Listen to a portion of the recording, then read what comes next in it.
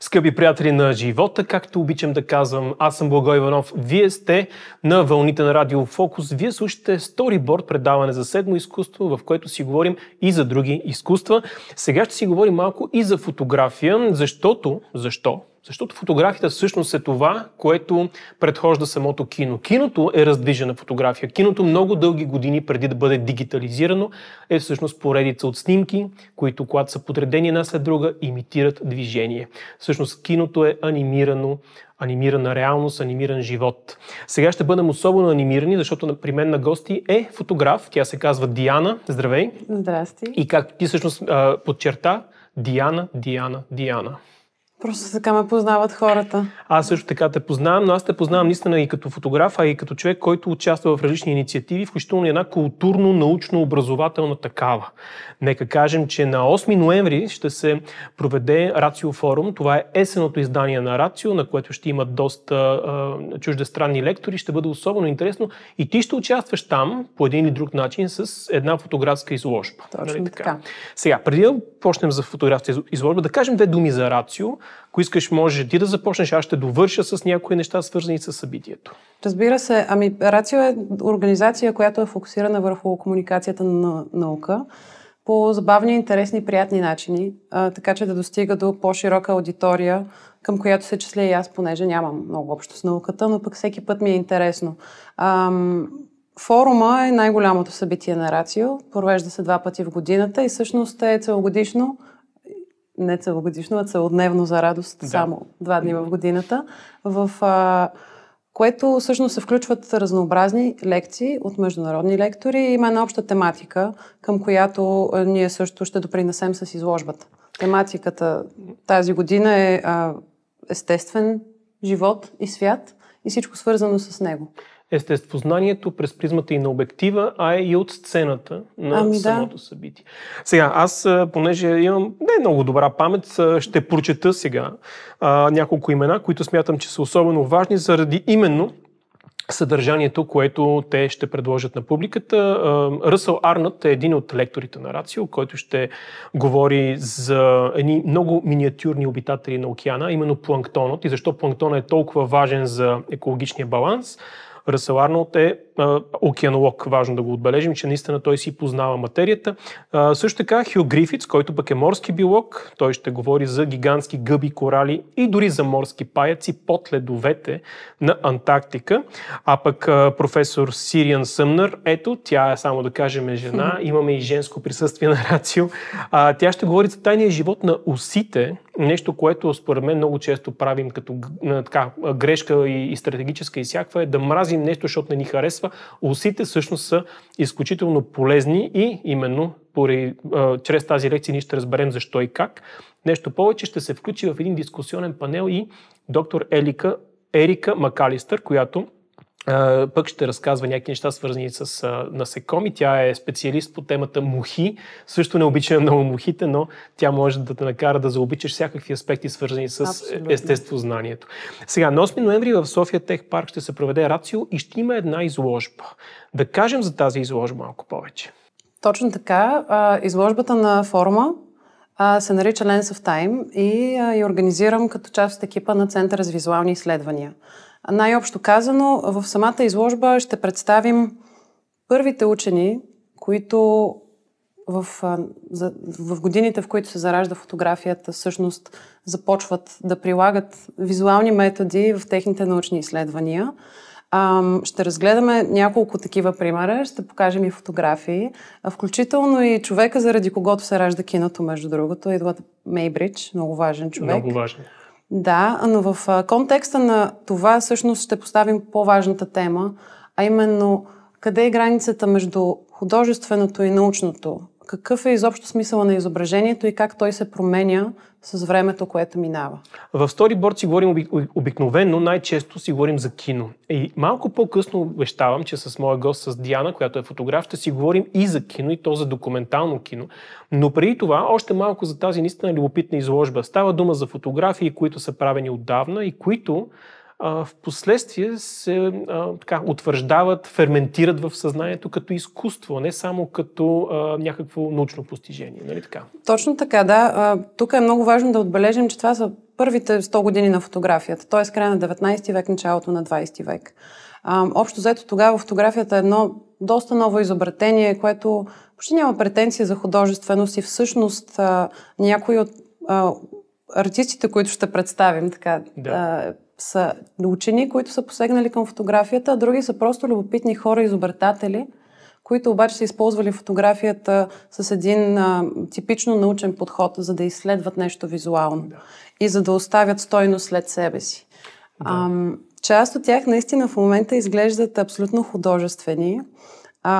Не знам дали да давам примери с имена. Предпочитам да дойдат и да разгледат гостите самостоятелно, но наистина по-важният въпрос тук е какво ги прави художествени, защо ги виждаме в момента като такива. Добре, окей, ще дам пример с цианотипиите на Ана Аткинс. В днешно време цианотипията е един алтернативен, декоративен, много често процес, в който ние отпечатваме не знам, растения върху чанти, но тогава тя в самото зараждане на фотографията, края на 19 век, всъщност тя създава първата фотографска книга. Просто установява, че чрез този процес много лесно и много ефтино и сравнително бързо може да отпечата и да каталогизира морските растения в Великобритания. Събира ги в книга и това сега в момента е много важно художествено произведение за фотографията, защото наистина е първата фотографска книга, но тя има и научна стойност. Категорично, както го описваше така, аз мога да си го представя до степен, на която да направя паралел с така нареченото палеоизкуство, палеонтологичната живопис. На мен ми е гостувал, той е бил и лектор и на Рацио, Владимир Николов, който е палеонтолог, но той е палеохудожник. И с него много сме си говорили за това, било то в ефир или извън ефир, че всъщност едни неща, които дори да не са непременно сега релевантни от научна гледна точка, те са били толкова важни тогава и са се утвърдили именно като нещо, което има художествена стойност. Да. Между другото, ти каза много точно, че фотографията в началото не е имала претенции за изкуство, тя не е била изкуство, не е била художественост, впоследствие се е превърнала в такава, но също важи и за киното. Така че те ходят малко или много ръка за ръка. Абсолютно, да. И е просто много интересно да наблюдаваме как са се случвали ни такива необязателно очевидни връзки. Примерно изследователя Мейбридж, който просто си е задал въпроса как се движи човешкото тяло? Има ли как да го проследя? И от този въпрос той започва да мисли, да изобретява всъщност една камера, която е последователност от камери всъщност. И той е първият човек, който буквално заснема движение. Точно така, да. Това знание вдъхновява всъщност как да кажа, търсенето към motion в абсолютно е така. Киното. Да, движението. Това е трудното нещо, което всъщност е уловено, по някакъв начин е увековечено, да можеш да уловиш самото време, както някой далеч по-интелигентен човек от мен го казва, Андрей Тарковски. Той говори за уловеното време и как чрез времето можеш да ваеш изкуство, можеш да съхраняваш история. Това нещо го превръща, това изобретение, нали, да можеш да го уловиш това време и да уловиш това движение, е своеобразна парадигма и в инженерен, и в културен план. Но понеже си говорим за фотографии, за документалистика и за това как може едно нещо, което на пръв поглед има по-скоро техническа функция, образователна, което със сигурност не означава, че е нещо лошо, в момент се превръща, утвърждава се като изкуство. Когато някой документалист създава такова нещо, той може би го прави именно защото иска да задоволи любопитството, собственото си или на аудиторията. Обаче се натрупва някакво време и някой като Жак-Ив Кусто, например, днес се възприема като едно от величията на документалистиката, но той се възприема и като своеобразен артист на това поприще. Ти имаш ли твои, фаворити в тази област? Аз имам и ще ви ги споделя, но базирано на това, което казваш, е много важно и може би сега е момента да изясним нещо, което е наистина в есенцията на аз как виждам и практикувам фотография, а и центъра и темите, които са важни за нас, а именно това е темата за дуалистичната природа на фотографията изначало. Mm-hmm. Това е един феномен, който не спира да ме занимава в главата ми, просто защото от една страна фотографията е най-обективното нещо, което можеш да практикуваш. Тоест не можеш да го снимаш този обект в момента, ако той не е пред очите ти. Да. Той трябва да е там, трябва да съществува. Но в същото време, ако поставиш 10 човека, те ще го снимат по тотално различен начин.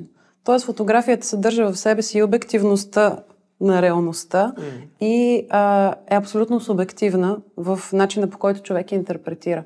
Това е много важно, защото без значение дали става за въпрос за документалистика или за изцяло художествена фотография, личният прочит на човека всъщност дефинира как той снима. Дори когато става въпроси за документално кино и фотография. Много хубаво, че го казваш. Веднага се сетих за нещо, за което споменахме с предишния гост, Властелина на пръстените. Много странен пример. Ще дам, ама и не съвсем.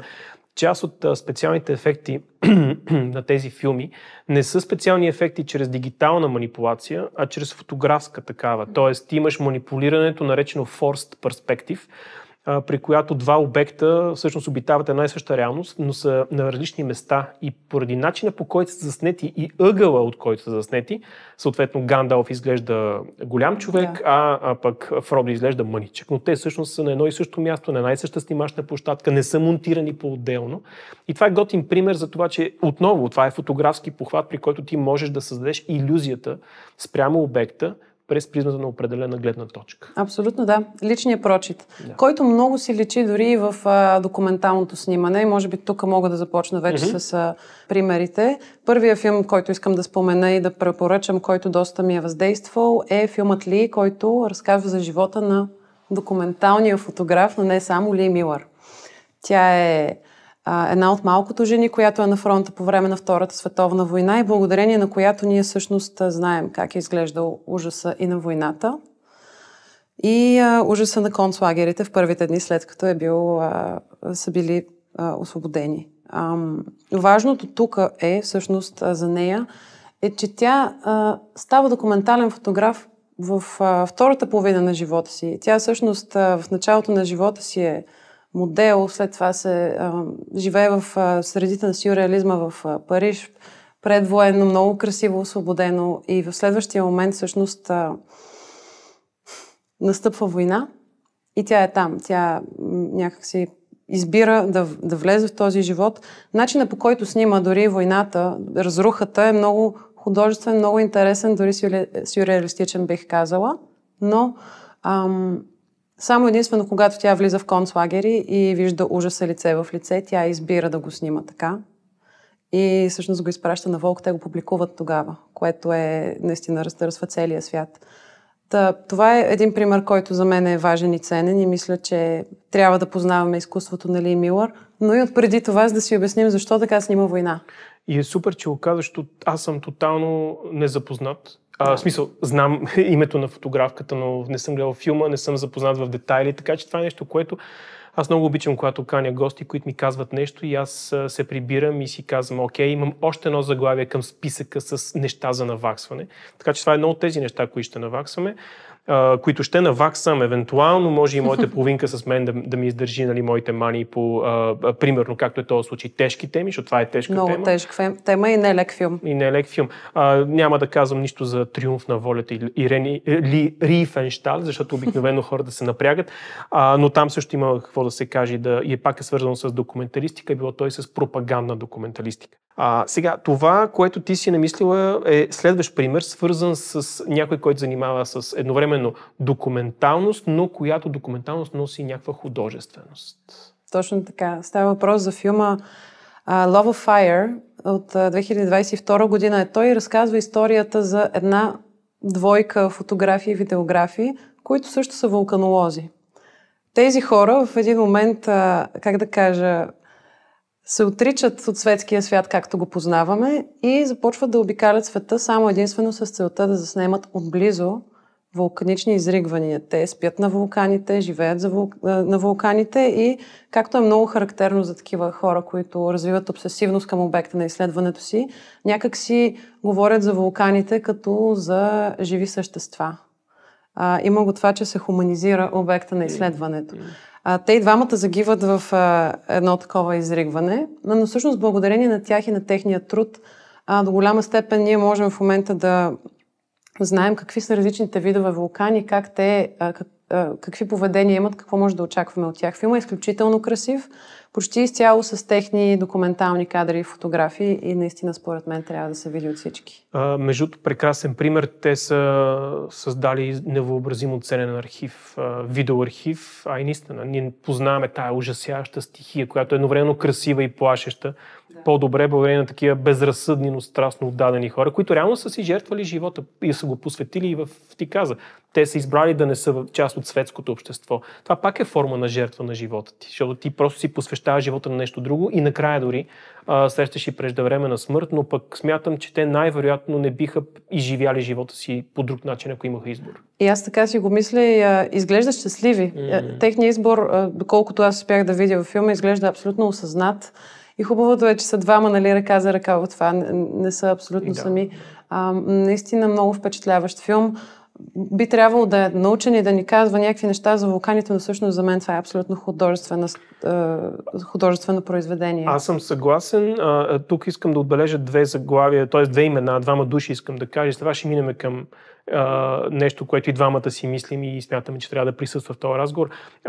Аз съм огромен фен от Дете на Дейвид Атънбъро и макар той да е документалист и водещ и въобще човек, който запознава аудиторията с естествения свят, до голяма степен от нещата, които той е постигнал, било той пряко като участник в направата на документални филми или сериали, или само дори като присъствие и глас зад кадър, смятам, че допринася за едно естетизиране за начина, по който ние възприемаме въпросния заобикалящ свят. Абсолютно. Така че Атънбъро е един, а другия, който искам да кажа, е Вернер Херцог, който той започва с художествени филми, но през живота си прави много документални.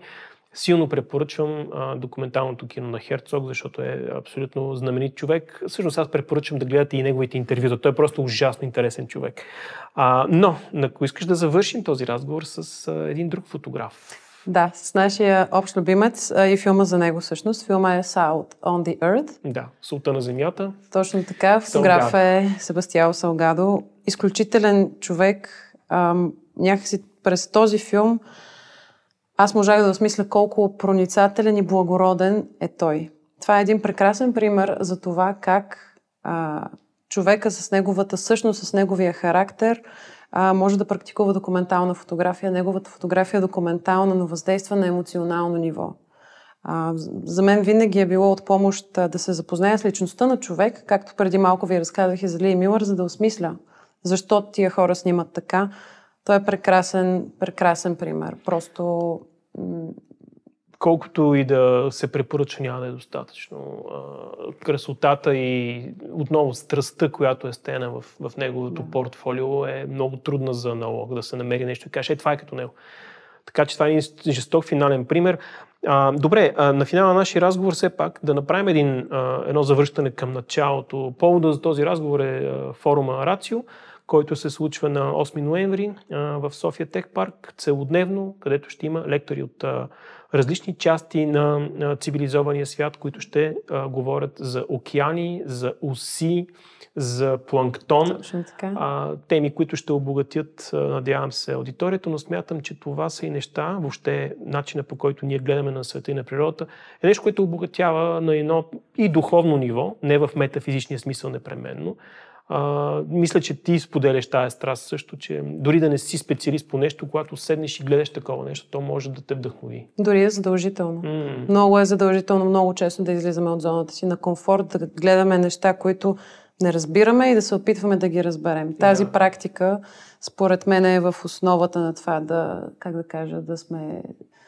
да сме присъствени в света, да не сме задълбали в някоя наша си кутийка. Точно така, ние сме част от един общ организъм, бих казал и културна и генетична екосистема. Да. Диана, много ти благодаря за този разговор, беше адски интересно. Аз нямам търпение да разгледам изложбата. Пак отново подчертавам, на 8 ноември в София Тех Парк ще можете да разгледате въпросната изложба с фотографии, които са стари, но по нов начин се гледа на тях през призмата на изкуството и те са обогатяващи и от научна, и от културна гледна точка. Още нещо, много благодаря за това гостуване. Благодаря и аз. Скъпи приятели на живота, останете с Радио Фокус и отново слушайте, гледайте, присъствайте по време на прожекцията на кинопредаването Storyboard с мен Благой Иванов. А аз ви пожелавам да обичате хората около вас, особено тези, които заслужават да бъдат обичани. До скоро!